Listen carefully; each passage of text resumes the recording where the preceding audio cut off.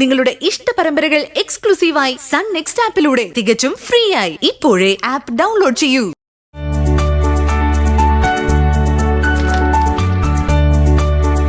മഞ്ജു, അല്ല മഞ്ജു, നീ എന്തിനാ ഇങ്ങനെ ധൃതി പിടിച്ച് ഇറങ്ങാൻ നിൽക്കുന്നത്? നീ മര്യാദയ്ക്ക് ഭക്ഷണം പോലും കഴിച്ചിട്ടില്ല. ലേറ്റ് ആയല്ലേ? അനിത മേഡം അതും പറഞ്ഞ് വിഷയം ഉണ്ടാക്കും.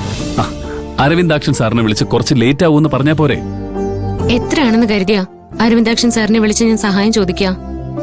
കുറച്ചു ദിവസം കൃത്യസമയത്ത് റിപ്പോർട്ട് ചെയ്യണമെന്നല്ലേ ഉള്ളൂ. സാരമില്ലെന്ന് നീ മാത്രം തീരുമാനിച്ചാ മതിയോ? ഞാൻ നിന്നോട് തുടക്കം മുതലേ പറയുന്നതാ, ആരോഗ്യം നന്നായിട്ട് നോക്കണമെന്ന്. നിന്റെ ഈ തിരക്കും ഓട്ടവും ചാട്ടവും ഒക്കെ കുഞ്ഞിനെ ബാധിക്കരുതെന്ന്. അങ്ങനെയൊന്നും സംഭവിക്കില്ല അമ്മേ. ഇത്ര ഉറപ്പിച്ചത് എങ്ങനെയെന്ന് നിനക്ക് പറയാൻ സാധിക്കുക? നിന്റെ ജോലി എത്രമാത്രം റിസ്ക് ഉള്ളതാണെന്ന് ഞങ്ങൾക്കറിയാം. അല്ലെങ്കിലും കുഞ്ഞിനെന്തെങ്കിലും പറ്റിയ ഇവൾക്കെന്താ?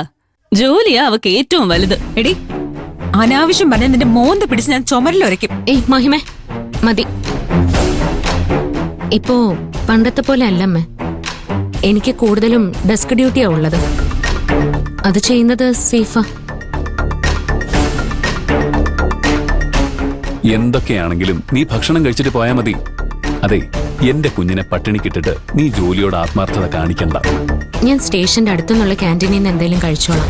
ഈ അവസ്ഥയില് പുറത്തുനിന്നൊന്നും കഴിക്കരുതെന്നുള്ള സാമാന്യ ബോധം പോലും നിനക്കില്ലേ മോളെ? അതെ, നീ ഇവിടുന്ന് കഴിച്ചിട്ട് പോയാ മതി.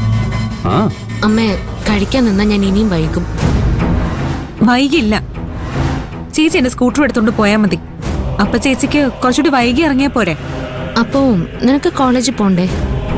ഞാൻ കുറച്ച് വൈകി എത്തിയാലും കുഴപ്പമില്ല. ചേച്ചി വണ്ടി പതുക്കെ ഓടിച്ചു പോയാ മതി. അപ്പൊ ആ കാര്യത്തിൽ തീരുമാനമായില്ലേ? നീ വന്ന ഭക്ഷണം കഴിക്ക്. എന്നാ ഞാൻ വേഗം കഴിച്ചിട്ട് പോയിക്കോളാം. എന്തിനാ ഇത്ര ധൃതി കൂട്ടുന്നത്?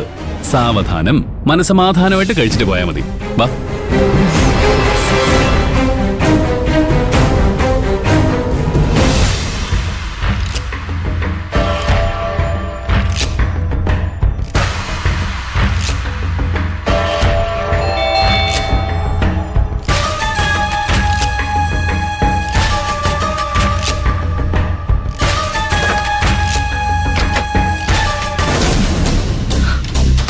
ഓ, നീ എഴുന്നേറ്റ് നടക്കാറൊക്കെ ആയോ?